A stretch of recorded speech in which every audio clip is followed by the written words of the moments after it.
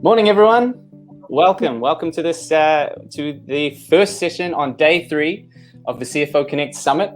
We're obviously going to do a proper introduction to this session. I'm going to let Eunice and Thibaut introduce themselves, and we'll talk a little bit more about the topic. But before I do that, I have to very quickly remind you of a few pieces of housekeeping. The first thing is, hopefully this is not your first CFO Connect Summit session, so you know this, but if you don't, you will see that there is a chat tab on the right-hand side of your screen. And actually, you could do me a big favor right now and just say, good morning, I hear you, we see you. Morning from Cork Island, that's Ian. I have seen you in the other sessions, Ian, so I know you get it. A few more people, just let us know you're out there. I'll say hi to you. While this comes in, please take note as well. Right next to the chat, you have Q&A. And that's really where we want questions, because as you can see, as the chat comes in from Lucy and Fabian and Sandra and Michael, it's very quickly going to be hard for us to monitor the questions there. We would really like them in the Q&A section, because there will definitely be time for Q&A at the end. But also, if you have specific questions during the session, put them in the Q&A as we go, and we'll try to monitor them. No promises, but we'll see how we go. Jared has asked an hilarious question, which is, have I correctly posted a question? And I'll prove to you that you have, because when people ask a question, I can put it on the stage, just like this. Cool. So thank you very much, Jared. Great test. I better get back to introducing the session. A couple of other things to just think about for the rest of the day.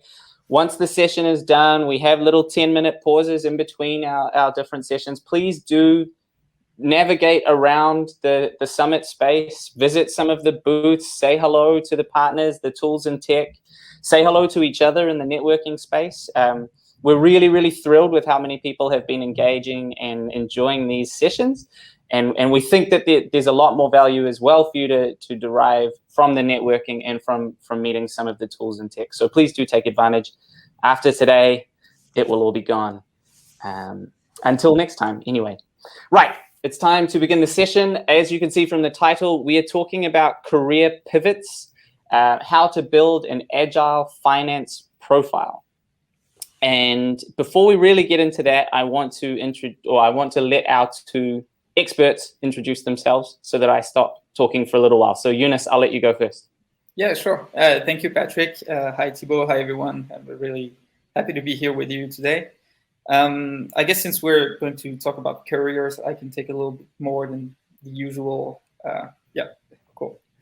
So as for myself, I'm the CFO at an organization called The Family. I'll introduce it just briefly afterwards. But getting back on my own career, actually, because it's the topic today.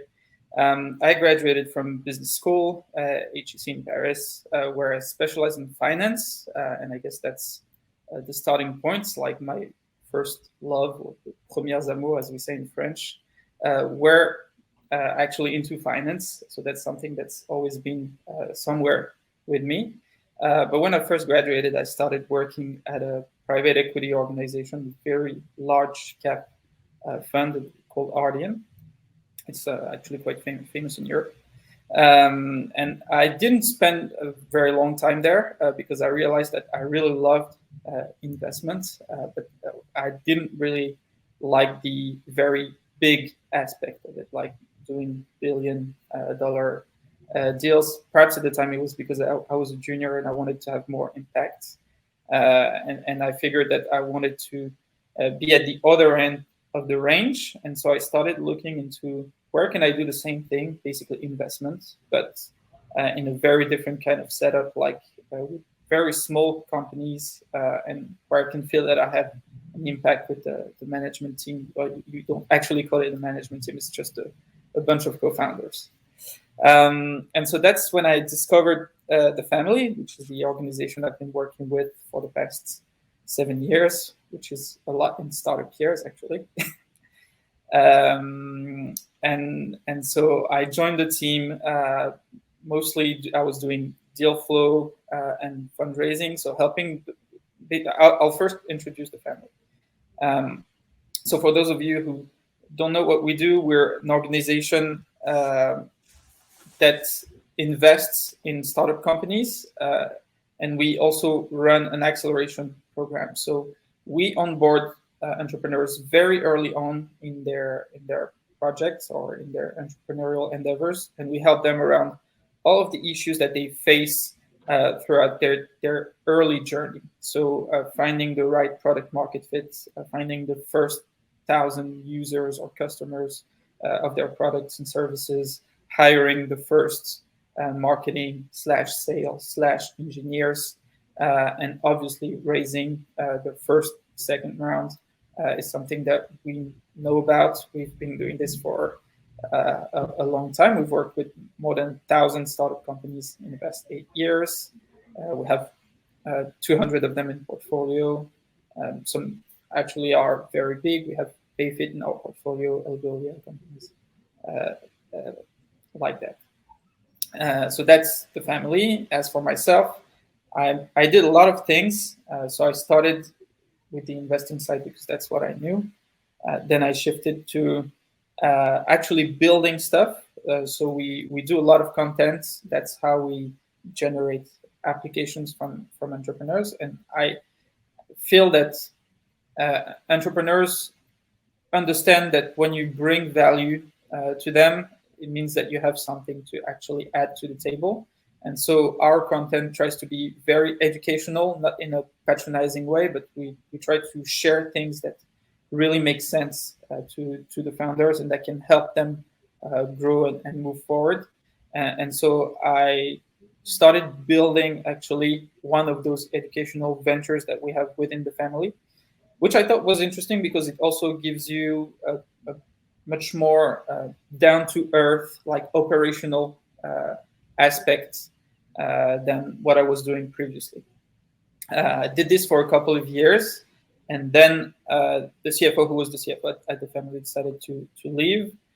So it was an open space, and that's when the co-founders offered for me to join as a CFO. And so I got back to my first love, as we say, and I've been a CFO at the family for the past couple of years. Wonderful, thank you, Thibaut. Okay, all right. Hello, good morning, everyone. Hi, Younes and Patrick. First, I want to share with you that I'm really happy to be there because I was just checking in my mail this morning. The last time I've been able, to participate in the CFO, that was called at that time CFO meetings, I guess. That was back in 2018. Basically, one of the very first sessions that were organized in Spendesk offices in Paris, and there were, I guess, 40 people in the room. And now, Patrick, you just told me that there were 3,000 registrations and probably nearly 2,000 people who will attend this summit. It's just amazing to see how big, this community has become, and I'm very happy and proud to be part of this community. Because I was there as the CFO, now I'm here as the CEO. And my journey basically to become a CEO is a bit different from Younes, even if it starts at the same business school I just had. So normal business school, but I didn't specialize in finance, to be honest. And first, all I wanted to do is just work in the automotive industry. So not at all in startups, even less in financial divisions. But I was fond of this automotive industry, so I wanted to work there. And I joined a consulting firm where I've been able to work in the automotive industry, so that was cool. But then came the 2008 crisis, worldwide crisis, and so there were no longer consulting missions that we had in this automotive industry. So that's when I joined basically the teams that were working in financial divisions. But still, I was barely, remembering my corporate finance courses from school. So still trying to work on those things. And it was mostly missions on how to restructure things, how to optimize processes, and not really basically corporate finance per se. But then after 2 years, I just really wanted to do something else. And I've had in my contact an email. I just received an email from a founder of a really tiny company, startup. It was called Meilleurs Agents. And those guys, they had just realized that their first Series A, and they wanting, to change the real estate market. So I guess, yes, that's interesting what they want to do. It's really an innovative way of, changing things. It's at that time, it wasn't really sexy, to join a startup back in, it was 2009, 2010. And especially in the real estate area. Now we're talking about prop tech and things that are much more sexier. But at that time, startup and real estate doesn't get along very well. But still, the guys, I really, thought that their ideas was really great. And that's the first insight of things that helped me go beyond my role of CFO. First of all is really be close to the vision, the strategy, and the way those guys wanted to develop their company. And I really enjoyed what they wanted to do in the real estate market. And then he told me, we're looking for a finance manager. Not yet a CFO, it was finance manager. Okay, it was called RAF in French, finance and administrative responsible.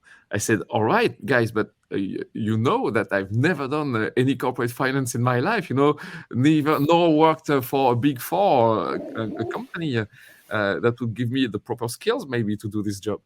But they said, all right, it's true, but you've done this business school, you've worked in consulting firm, in financial departments, and basically what we're looking for are people who can do many, many things, because we've just launched our startup and we know that we are going to ask financial things from you, but certainly many other things. And so we think that you may have the ability to do all those other things. And by the way, you will also be responsible for everything related to HR in our company. I said, okay, all right, why not? And so let's jump on board. And so that's what I did. And that has been a fantastic journey. As you know, now I joined the company as a finance manager at 27. So also at that time, that was really great, to become a part of a management team at that age. And then we went from the first years of the company. When you launch a startup, you want to create many things. You've just done your Series A, it's going well. So you have time when the team are quite small, to learn your job. So that's how, and really on the field, how I learned to become a real CFO. And then you come from Series A to Series B, Series C, and more you learn to manage people, because at the very beginning I was alone doing everything. Then I had been able to hire 1 people, 2 people. To finish back 2 years ago, there were 30 people in my teams working in legal, HR, and finance departments, with also many external help. And then in 2019, we sold the company to the media group Axel Springer, the German media group, and we're part of their subsidiary called Aviv that as all the classifieds and listings portals of Axel Springer in the real estate area.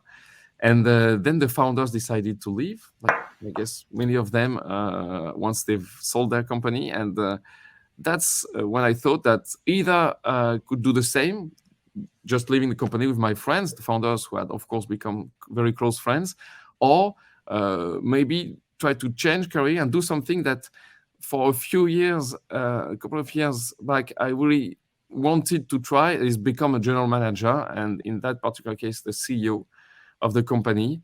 And it was quite of a new ambition and quite of a challenge, but also something that was coming as quite logic to me, since I've been in the company for 10 years. I knew the strategy very well. I was very close to the founder. I guess we're going to talk about that a little more in details afterwards.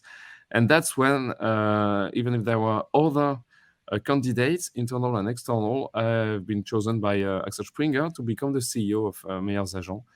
and here I am today to share with you all those different details in this journey. Fantastic, thank you. We better dive into the meat of the conversation because we have quite a lot to talk about. And we, to let the people in on the process, we had a preparation call and we've talked about what we wanted to discuss, obviously. And you, Thibaut, made the statement that I thought was very interesting, which was that for specifically for tech companies, at least in your experience, it's very rare that a CFO will eventually become a CEO. That step seems to not happen very often. And so in this conversation, we want to keep that in the back of our minds. What can finance experts do? What can CFOs, even if you're not the CFO yet, but what can a finance professional do who might decide that one day they would like to be the CEO or the founder or an entrepreneur of a company? How can they keep their profile, their skills, their knowledge open enough and wide enough to one day potentially be a CEO? And we're going to get there, but we're going to take the sort of longer route to get there. And so to begin, we've sort of identified a few different options for CFOs. And actually, the first one we want to discuss here is, suppose that's not you. Suppose you are a finance professional who wants to be the best one day CFO they can be. What can you do as a passionate finance, particularly corporate finance expert or future expert? What can you do to make yourself truly well-rounded and really valuable to your company in terms of the skills and knowledge you can acquire? And so, Thibaut, I think you had some thoughts on that. Yes, I of course happy to share my insights. It's important also to say that not all CFOs want to become CEOs or want to do something else that finance. I guess for having worked in the finance departments for more than 10 years, there are many wonderful things to do in all those financial departments, and also many career paths and different career paths that we can take. And when I became CEO, I had to find a CFO then to replace me, and I found a very good one. And basically, what she told me is that I've been a finance manager. I've worked for two big fours, and then I joined a company. And what I want to do is just become one of the very best CFOs. And I know that I've been working in big corporations. Now I want to join a scale up. And I want to be able, while joining you, to know how to internationalize a company. So sometimes, when you want to become a CFO, you'll and to enlarge, your scope of know-how and expertise in this area, I guess it's important to find different roles within this financial department or within this financial function that you can get. If you've done Series A or B, maybe it's cool to try to do a Series C or even going public. An IPO is something that is really great to do as a CFO. And also you can try to go from big corporations to startups or scale-ups. And then you can also look for probably companies that will internationalize. And all of those things, and behind all of those things, I think what is really important for any change in careers and any evolution in our careers is to be able to embrace change. That's how I would say it. And it's not that easy when you're working and when you're a finance guy or girl, because really what we like to do as financial people, at least for myself, is I like when things are quite steady, I would say, because you can work for hours and hours on a specific model, specific spreadsheet on your Excel. Then you have your whole company under your eyes with all the formulas all going right, and then oh shoot, there will be this change. Oh shoot, now we have an American investor will join. We have to shift to the US gap. I don't know how it's going to work. I have to change everything. And so being able to embrace that, so being able to say, all right, I will have a lot of work to do because I will need to change many things, but still that's how I will learn. And that's how I will become a more powerful CFO. And then be able also to open up to other, solutions or career opportunities. If I can just chime in here, it's one of my personal theses. It's a really big belief of mine. Actually, we discussed it, Patrick, a few sessions at CFO Connect back. Is that I believe that CFOs can actually augment their power and their skills by being on the lookout for what's new in tech, what's new in product, especially because we're in an environment where a lot of new things are happening. Obviously, one way to keep upgrading is to discover new type of deals, and Thibaut has really explained that well just now. I think another thing that CFOs can do is just expand their range of personal skills, and doing a little bit of automation can be very helpful when you are in those situations when you have your complete spreadsheet that's well thought of, and then you have to change something and you have to go back on hours of work.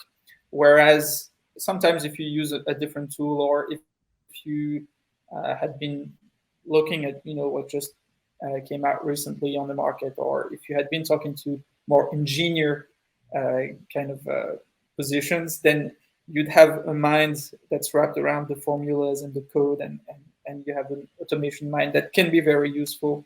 But also on the sales department, there are a lot of things that CFOs can learn and add to their own skills to just become a more or better CFO.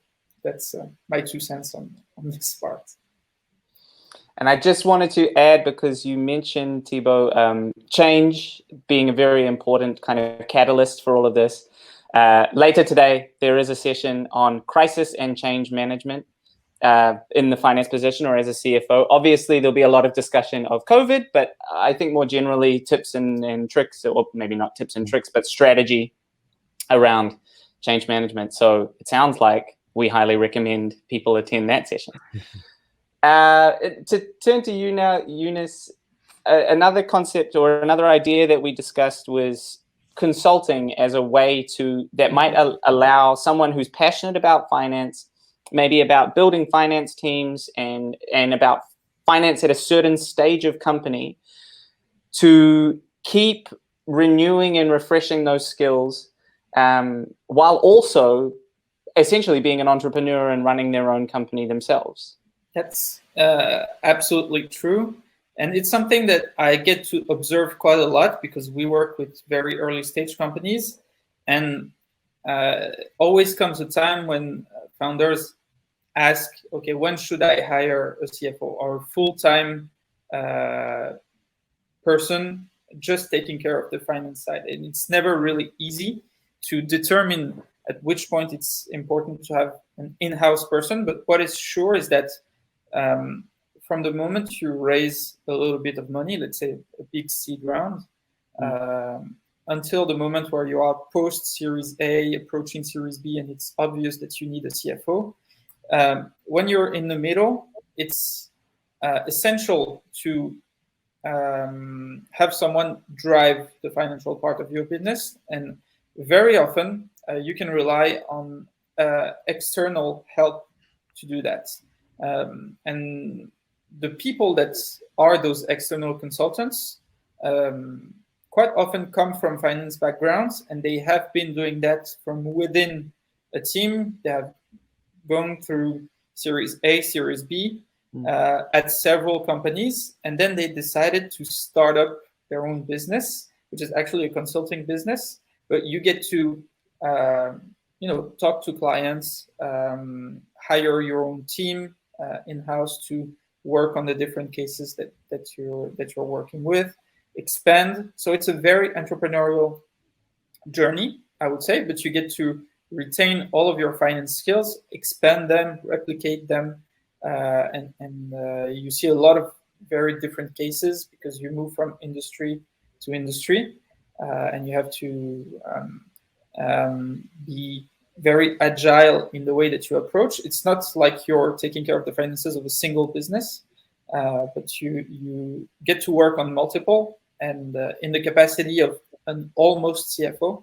So that's also a really great path for people who want to change career while they're in the finance team. somewhere. We've actually had in the CFO Connect community on things like the podcast, consultants who have been basically full-time CFOs for companies for a good couple of years. So they're essentially working as CFOs, although obviously on a contractual basis, but still taking those companies through big Series B, sometimes even Series C and onwards. I know, for instance, the CFO of Notion, it was one of our early podcast guests, Myung Kang. She is still a consultant. She's just been with Notion for a long time and helped build the finance team and loves it, and is also able to occasionally work with other clients. You brought up an idea that we also wanted to discuss a little bit, which was on changing industries as another way to keep fresh. And obviously you can do that as consultant. But Thibaut, I wondered if you had any thoughts. Maybe we've dealt with consultants, just more generally, what is the value or the potential gain from changing industries as a CFO? Well, I as a former consultant, even if it was not a financial consultant, I can say that it's clear, and I have many friends who are, of course, in consulting firms. Learning from all these different industries, all of course opens up your mind, and then you're able, to replicate things that you've seen in industry to others. And to be really a clear example on that is if I get back to the CFO I just hired a year and a half ago.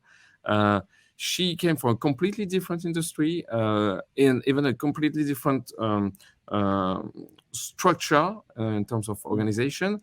And so when we were faced here at Meilleurs Agents with some difficulties, some issues, having her insight saying, all right, guys, but I've already been there, or I know that what you've your concerns right now are not that important, because I know that, in other industries, and from what I've seen, it's really easy to overcome that, or it's just normal, or guys, oh, I've never done that, or that seems to be quite difficult. It gives you much more perspective on what you're going through, and that's really helpful to have those kinds of insights. So it really makes you, of course, a more powerful professional, I would say.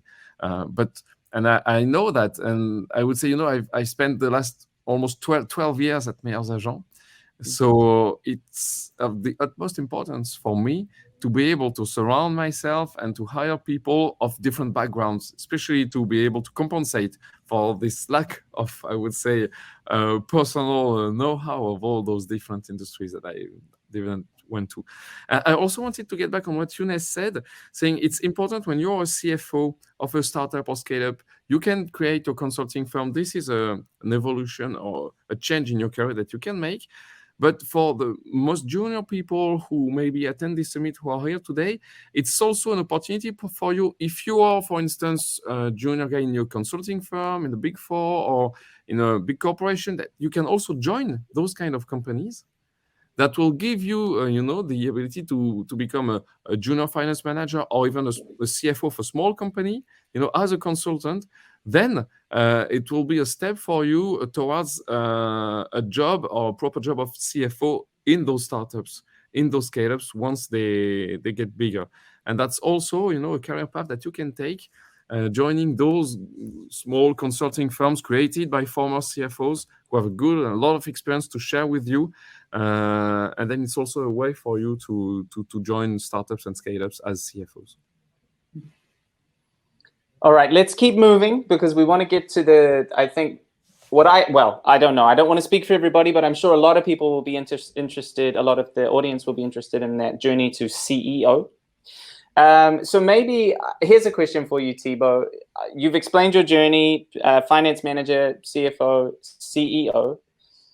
That step from CFO to CEO, what made you the right person for that step? Well, I think what was the biggest asset, I would say, I had for me was that I was really close to the founders. And so I really knew and embraced the vision and the strategy of the company. It was easy for me to become the CEO in this ability to continue the job that we had done over the past years and being able, to replicate it. And then I guess this is the first thing. And so how can you become, as the CFO, very close to the business? I guess it's also, first, I would say, in the way you're doing your job on a day-to-day basis as the CFO, because there are many ways and many different ways of doing a job when you're a CFO. You can either being consultant, but just developing controlling tools, and you're there just to see what happened, and then you're preparing and doing your reports to the shareholders and things like that. And or you can also, and that's the path I chose to take, even if I do of course a bit of controlling, but was to concentrate on everything related to being able to anticipate and create predictive models and working on how the company, where the company is going, how the company will evolve, and then being able to, make propositions and enlightened new proposals to everyone in the different teams. And so that's how I became a close business partner to all of the different top managers. And that's also how I became, from my financial position, I put myself in a way to talk to them on each of their, different specific areas. So that was first one point, I guess, that was really useful to me. Then I'd say, of course, just like Younes shared with us, the fact that at the very beginning of Meilleurs Agents, it's also a thing I shared with you guys, Patrick and Younes, when we prepared this meeting. We had to find an invoicing system. At that time, there were not like many, SaaS platforms and SaaS companies that could help us do that. And we made a mistake that now no one ever makes, but at that time, lots of companies and lots of startups were doing that. It's just we decided to develop this invoicing system ourselves. Okay, it's absolutely not what we should do, but still we did that. So as the CFO at that time, I've been able to become like a product manager and work with the tech guys because we did not have any product teams at that time. I think the product jobs were not really existing then. And so I really worked with them, so how they were, reacting to things, how they were thinking of their jobs. And so being able to create this product was a real ability to me to get to know more their jobs. And that was really important to me, when I think I became a CEO, to know deeply the different jobs in the company. And then I would say the third point is when my own team grew, I've been able to develop my managing skills. And that's how also a very important way to me when I started to understand and think that I really liked that. And I had very good feedback from the teams. I saw and I saw myself being able, to share a vision, to create, I would say not passion, but to get people, fully in the company, in the strategy, in their jobs, by being able, to share this vision, to share the way we would do things, and to basically embark people in the adventure. So if I can do that with those 30 people, and I like to do that, because that's also something I like to do, since, that would be cool to do that with the whole company. And I've been able to do that. When I became CEO, we were 220 people in the company. Now we're roughly 400 people. And I guess that's been quite a journey, and I still enjoy doing that. Every time we can gather the whole company doing town halls and things like that, I really like that. Wow, that's quite a growth journey. I want to first bring to everyone's attention that we have a poll going at the moment. You'll see it next to the Q&A. And I think the results are interesting, and maybe we can discuss them. Younes, you could give us your thoughts. The question is, which non-finance team knowledge, so it was skill, would you like to develop? I wrote the question and I didn't use proper English, so please accept my apologies. But I think it's pretty interesting that, at least until this very moment, entrepreneurship, that idea of really building companies, is something that I guess finance people have felt that the finance people in this conversation have felt that they're missing. I don't have the results of the poll, so you don't? Okay, well, I can tell you it's I'll just vote. 43%, 43%, 44% of the. Here you go. We can see them live. Okay. Thank you, Ecclesia. Okay, so 42% of people, which is a big percentage, say that entrepreneurship is the sort of the missing piece for them. That's really interesting, I guess, and it completely relates to what Thibaut was just saying. Like, moving from CFO to CEO, it's a matter of adding a lot of entrepreneurial skills to your own, and it's something that I see quite often. One thing that I wanted to mention is that it's also Thibaut who said that during our prep call, is very often the CEO of a company would be either someone who comes from the product or someone who comes from the sales, especially in tech companies, because those tech companies are sometimes product driven and sometimes sales driven, and this kind of like explains why the CEO has one particular angle or approach towards the whole company.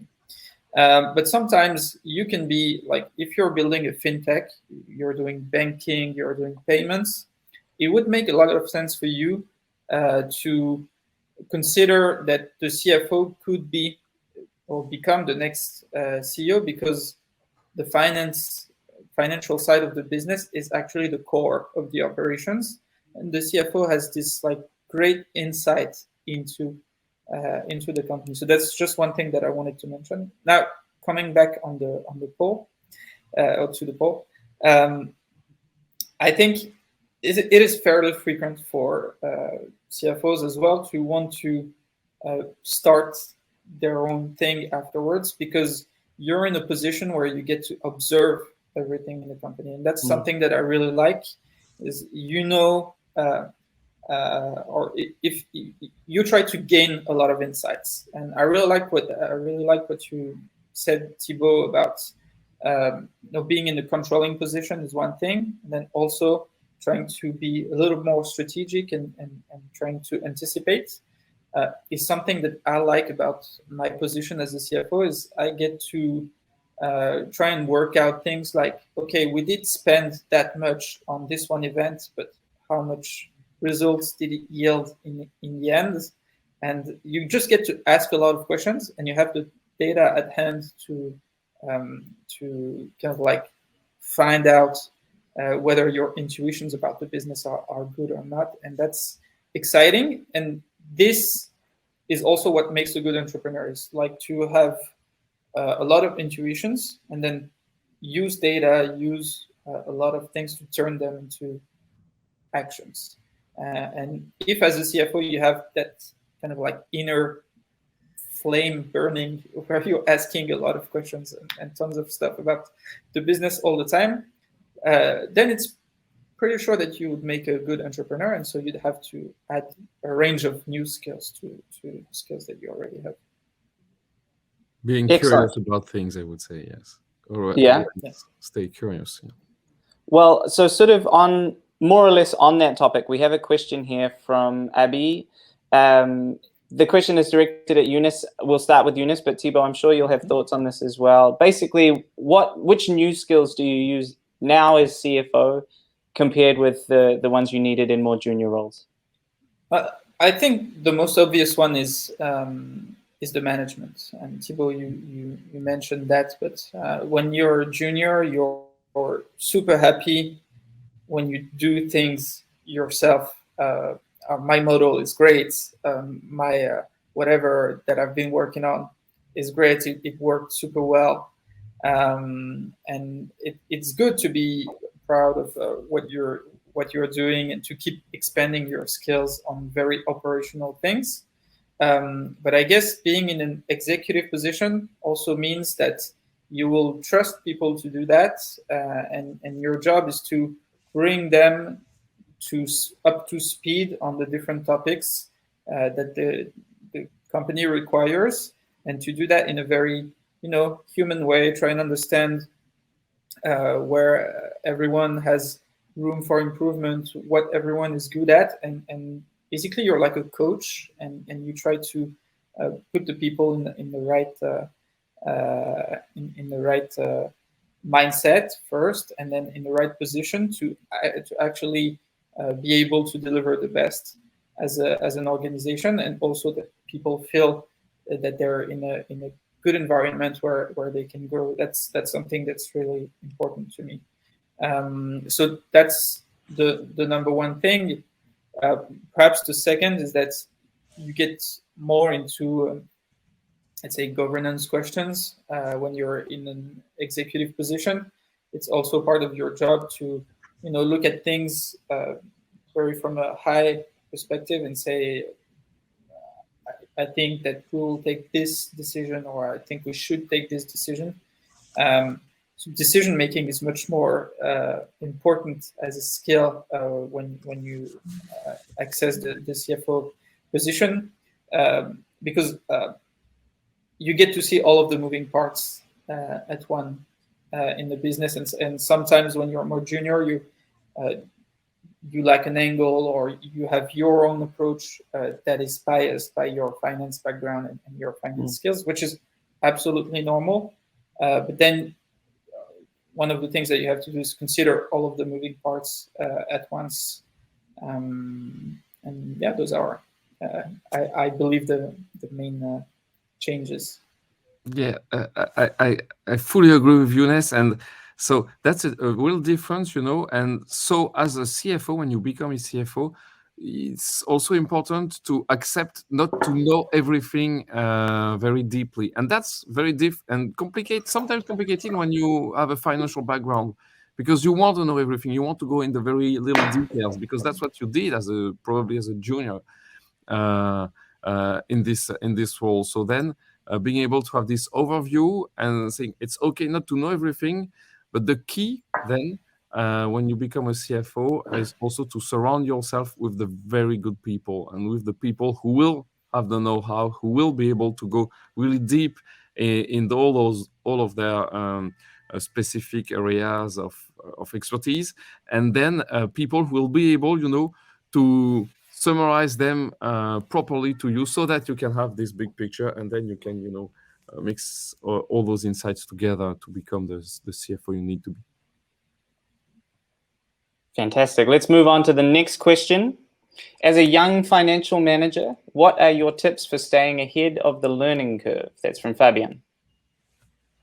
Thibaut, you want to go ahead? Yeah, I'm happy to do that. Well, first of all, Fabian, I would say you're at the right place, to start being ahead of the learning curve. Thank you.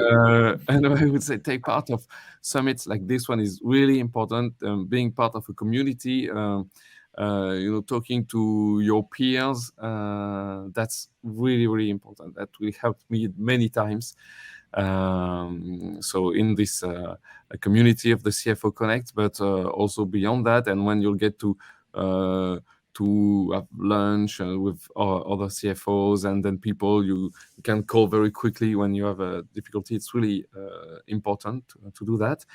Second point would be when we were saying being curious, that means also develop your ability to read everything that is related to your business, and that will really help you become a better professional.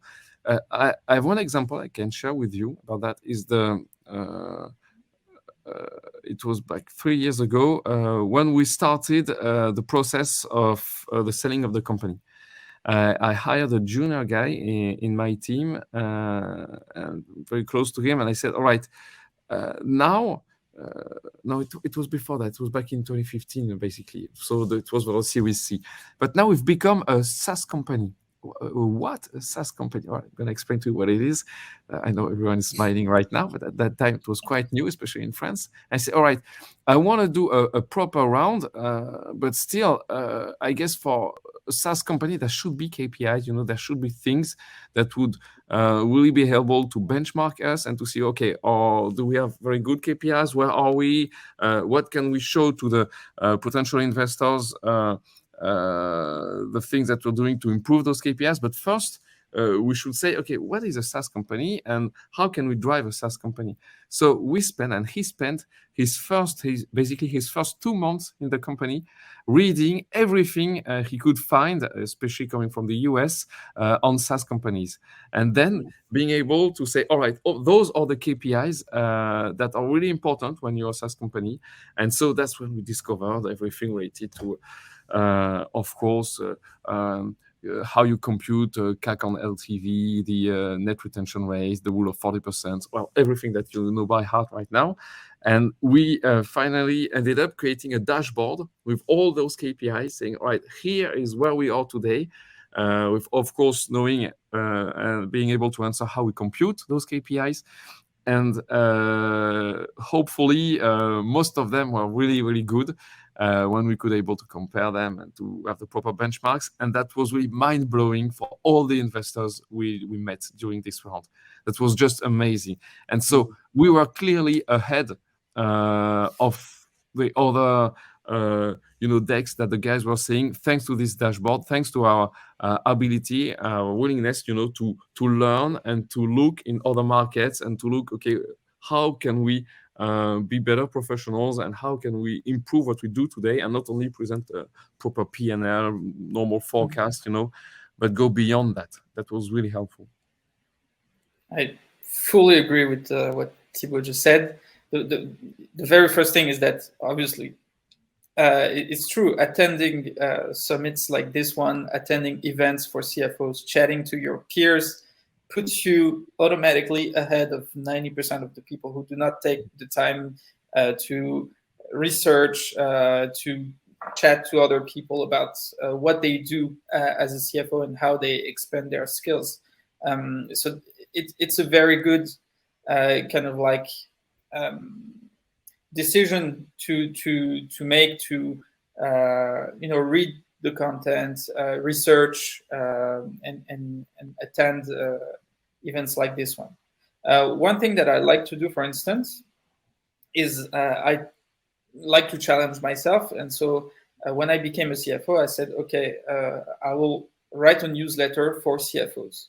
And as I go ahead and as I take several steps, sometimes I'll have stuff to think about. And so I'll just write about it. And it will make me have to process my own thoughts, but also it will make me have to do a lot of research and talk to people because I cannot figure this stuff out on my own. But if I know that I have to write it at a certain frequency, then I'm automatically in a position where I need to get the research done. And that's something that I quite like. My newsletter is called Chasing Paper for those of you who want to subscribe. But it was cool. Like, for instance, one of the challenges that I had when I started as a CFO was to do audit, because I had never been through an audit and I didn't know how the process worked. And so I figured, okay, let's write an article about how audits usually go or what's typical. And so it started from my own experience and things that I actually had to do on the job. But then I got to talk to a lot of people, to read a lot of articles, which kind of like reassured me on how the thing usually goes. And then I was able to go a little bit beyond by saying, okay, so for the next time, I know that I will need a data room, I will need this and that. And so I started putting things in motion and structure. And I guess, yeah, it's all about being curious, as we said several times during the session. Is the more question you ask yourself about your position and how you can become better, the more you will start digging into it. And it's a rabbit hole, actually. It's just kind of like never ends, but it feels great. Well, and I've told Eunice this many times, but that newsletter, if you haven't read it, you must read it. As someone who's not a CFO, but who talks to them all the time, it's incredibly valuable, and I'm sure it's the same no matter what your position. So please check it out. We have 30 seconds left, and I have one very quick question for each of you. It is very simple. When you were 10 years old, what did you want to be when you grow up? Eunice, you can go first. I wanted to be an NBA player, and then because I was way too small. It never actually happened. But yeah, that was it. Perfect. And Thibaut? You want to become a race car driver. Right. Two competitive people, both of you. Exactly. Oh, yes. Right. Yes. Competitive mindset is very important. Yeah. But I only asked that question because I think it highlights the fact that I'm not sure what you think, but I'm sure there are not too many people who, when they are, who know that they want to be a CFO from the very moment, even the moment they leave university, it's still not clear. Yep. And so maintaining that agile profile, which is exactly what we've been talking about, is so valuable because you never know where you're going to want to be in Exactly. 5, 10, 20 years. Well, I need to wrap up now, but thank you all very much for joining us. I really, really enjoyed this conversation. It was very easy, and we really appreciate the questions that you asked. Quick reminder, there's another session in 10 minutes. Please do check that out. And from now until then, if you have time to just visit the rest of the summit space, we highly, highly recommend it, and we would appreciate it if you do. But otherwise, we'll see you at the next session. Thank you very much. Yes. Thank you. Pleasure. Thank you, Patrick. Bye. Thank you, Thibaut. Bye, everyone. It was a really good chat. Bye.